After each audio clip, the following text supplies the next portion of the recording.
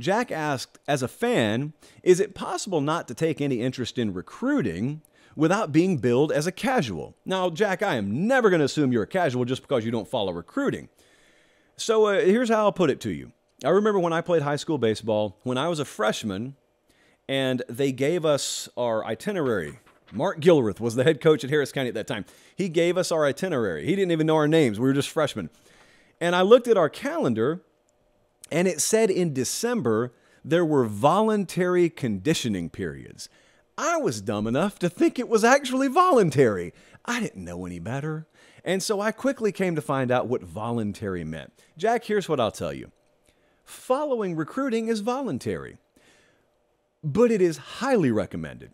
And it can be very, very fun if you understand how to properly interpret recruiting. Now, I'm not into making the whole NFL to college football comparison, but I will say this. I don't know many folks who follow the NFL game religiously who don't follow the NFL draft because they are one and the same. They're just two different spectacles. But you can't have one without the other. You can't fully understand your roster. You can't fully understand the story of a team or the players on that team without having followed the draft. Well, in college football, I've always said the same thing. Yeah, you could watch Texas versus Oklahoma. You could watch Michigan, Ohio State. You can watch Auburn versus Alabama, and it may be very entertaining for you.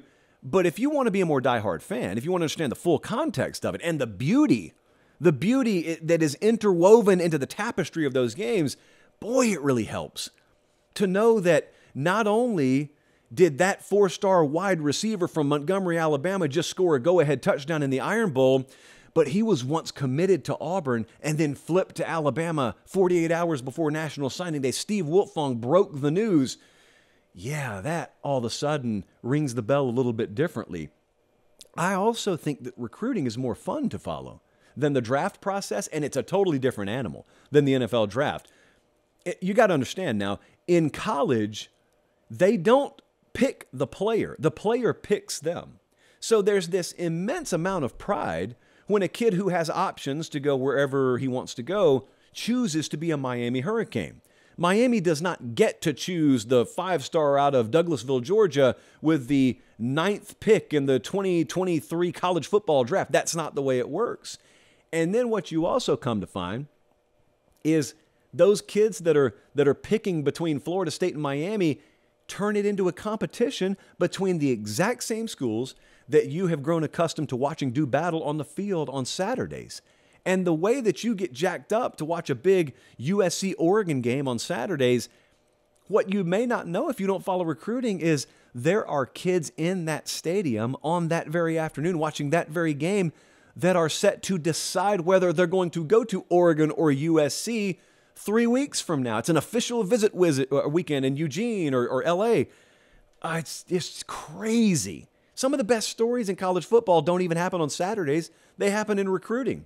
There are a lot of guys who have made millions of dollars in this business as assistant coaches who would tell you themselves are average at best on the grease board. They're average at best when it comes to game planning and when it comes to the intricacies of coaching their position. They're just good enough to stay on a staff because what their real contribution is landing talent. They may be a decent cook, but they are phenomenal at going and getting the right ingredients.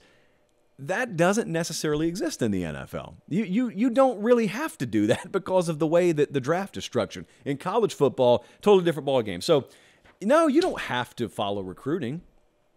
I don't know why you wouldn't, though.